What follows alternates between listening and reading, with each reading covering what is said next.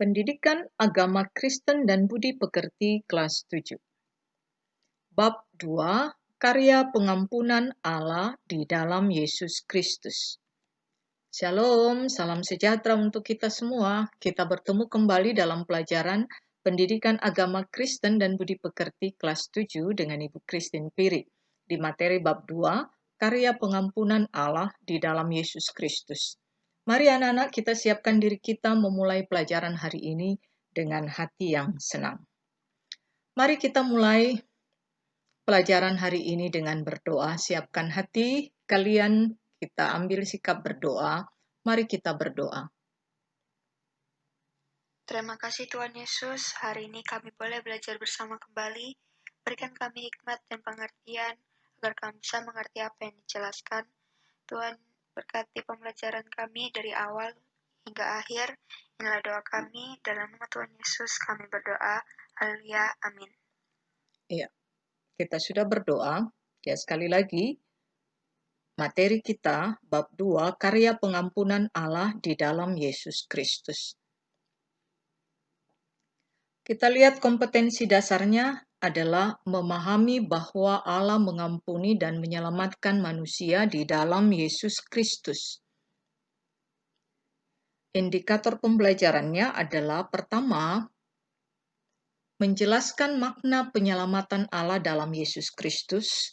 Kedua, menyebutkan alasan Allah menyelamatkan manusia melalui Yesus Kristus. Ketiga, mengungkapkan alasan manusia perlu diselamatkan. Dan kita masuk ke tujuan pembelajaran. Tujuan pembelajarannya pertama adalah siswa mampu menjelaskan arti mengampuni seperti Allah telah lakukan untuk manusia. Kedua, siswa mampu menjelaskan alasan Allah menyelamatkan manusia melalui Yesus Kristus. Ketiga, siswa mampu menganalisis peristiwa Gordon Wilson mengampuni para teroris yang mengakibatkan anaknya terbunuh. Keempat, siswa mampu menunjukkan sikap hidup sebagai pribadi yang telah diselamatkan dengan benar. Kita lihat materi kita atau poin bahasan dalam materi bab 2 ini. Pertama adalah makna pengampunan. Kedua adalah bagaimana Allah mengampuni manusia. Ketiga, mengapa Allah mengampuni manusia.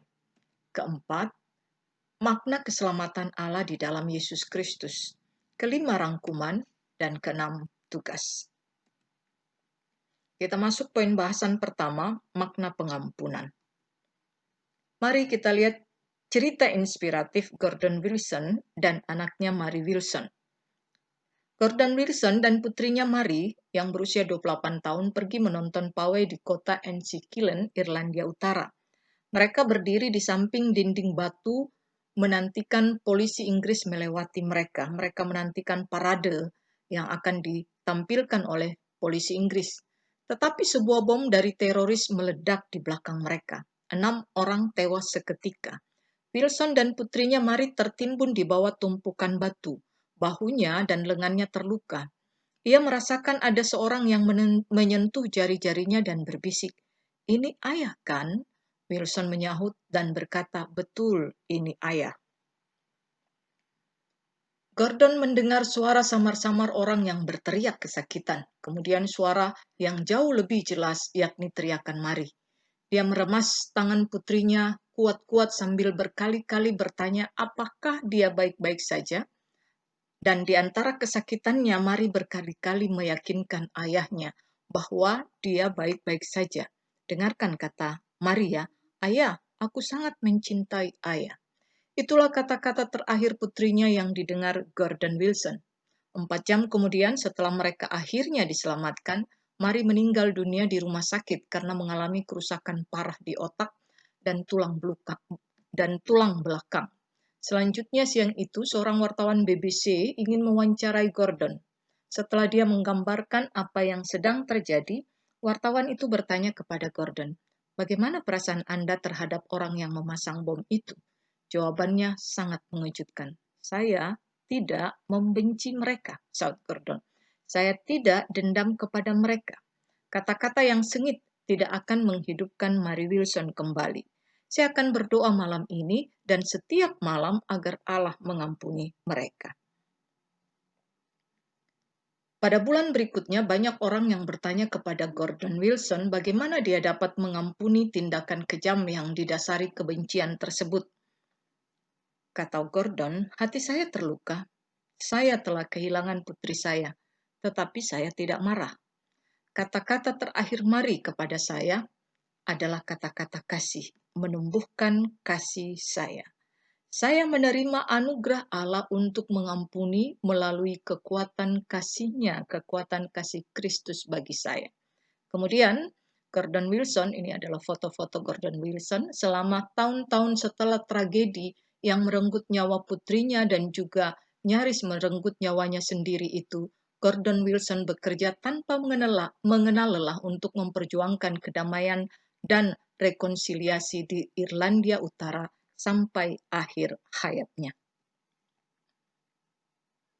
Seperti halnya Gordon Wilson yang mengampuni para teroris, sesungguhnya demikianlah ajaran Yesus Kristus untuk memberi pengampunan kepada setiap orang yang bersalah, yang berdosa. Pengampunan memberikan kelegaan sekaligus kehidupan terhadap diri kita sendiri dan memberikan kelegaan dan kehidupan kepada setiap orang. Kita masuk ke poin bahasan kedua. Bagaimana cara Allah mengampuni manusia? Kita dahului dulu dengan 4 catatan mengampuni dan penyelamatan Allah. Pertama adalah dosa pertama Adam dan Hawa, yaitu melanggar perintah Allah. Jadi dosa pertama adalah dosa Adam dan Hawa, melanggar perintah Allah, makan buah pengetahuan baik dan jahat, itu adalah mereka ingin sama dengan Allah. Dosa ini membuat mereka kemudian menjadi malu dan menjadi telanjang. Mereka melihat bahwa mereka telanjang. Tetapi mereka menjauh dari Allah, sembunyi dari Allah, tetapi Allah berinisiatif mencari manusia, bukan manusia mencari Allah. Kedua, dalam perjanjian lama, hubungan manusia dengan Allah selalu diwarnai oleh dosa dan pemberontakan. Tetapi Allah selalu mencari, mengampuni, dan menyelamatkan manusia. Ketiga, peristiwa air bah pada masa Nuh menyatakan bahwa Allah tidak membinasakan semua manusia, tetapi menyelamatkan Nuh dan keluarganya supaya di masa depan manusia selalu hidup dalam keselamatan Allah. Keempat, Allah mengutus para nabi, tetapi para nabi tidak dapat membawa manusia ke dalam keselamatan karena manusia kembali jatuh ke dalam dosa. Akhirnya Allah mengutus Yesus Kristus datang ke dunia untuk menyelamatkan manusia. Yesus harus menanggung kutuk dosa manusia. Mengampuni manusia berarti melepaskan dari hutang dosa. Ya, perhatikan, mengampuni manusia berarti melepaskan dari hutang dosa. Ini ada kata yang miring ya, kalimat yang miring dalam video ini. Kayu salib menjadi tempat pengorbanan Yesus Kristus. Yesus Kristus mempersembahkan korban satu kali untuk selamanya. Korban Yesus bukanlah darah anak domba seperti dalam perjanjian lama, tetapi darah Yesus Kristus sendiri. Manusia yang disalibkan adalah manusia yang terkutuk. Ya, jadi manusia yang disalib itu adalah manusia yang terkutuk. Yesus menanggung kutuk manusia supaya tidak ada lagi manusia yang terkutuk ya, dan tidak lagi menjadi manusia yang terkutuk dalam kehidupannya, tetapi menjadi manusia yang diselamatkan. Di kayu salib menjelang kematian Yesus, ia mengatakan sudah selesai. Ya, sudah selesai itu bahasa Yunani tetelestai, bahasa Ibrani kaulah. Ya, menurut Niftrik dan Bolan, perkataan itu berarti misi Yesus sudah selesai untuk mengambil alih tanggung jawab manusia, memperdamaikan hubungan Allah dengan manusia. Jadi perhatikan di sini, sudah selesai itu bermakna bahwa misi Yesus sudah selesai untuk mengambil alih tanggung jawab manusia, memperdamaikan hubungan Allah dengan manusia. Poin bahasan yang ketiga, mengapa Allah mengampuni manusia? Ada 3 sebab mengapa Allah mengampuni manusia. 1, Allah mengasihi manusia. Kedua, Allah Maha Pengampun. Ketiga, Allah adalah penyelamat. Manusia adalah karya Allah, ciptaan Allah yang diciptakan segambar dan serupa dengan Dia. Sebesar apapun dosa manusia, Allah mengasihi manusia. Dosa manusia sejak dahulu dan dosa manusia saat ini termasuk kita semua, sebesar apapun Ia mengasihi kita. Allah mengasihi kita. Ya, mari kita sebutkan dosa-dosa: mencuri, membunuh, berbohong, menipu, menekan orang lain, menghasut orang lain. Mungkin dalam dosa-dosa kita berbohong, kita juga mencuri, kita mengambil barang orang lain dalam kehidupan kita, bahkan mungkin kita juga mengejek, membuli orang-orang atau teman-teman kita yang lain. Tetapi sebesar apapun dosa kita, Tuhan Yesus, Allah mengasihi kita. Bahkan Ia mengirimkan Roh Kudus-Nya untuk kita. Kemudian Maha Pengampun itu adalah sifat Allah. Allah tidak mungkin bisa mengingkari dirinya dengan pengampunan, karena itu adalah sifat Allah. Sebesar apapun dosa kita, Allah itu Maha Pengampun.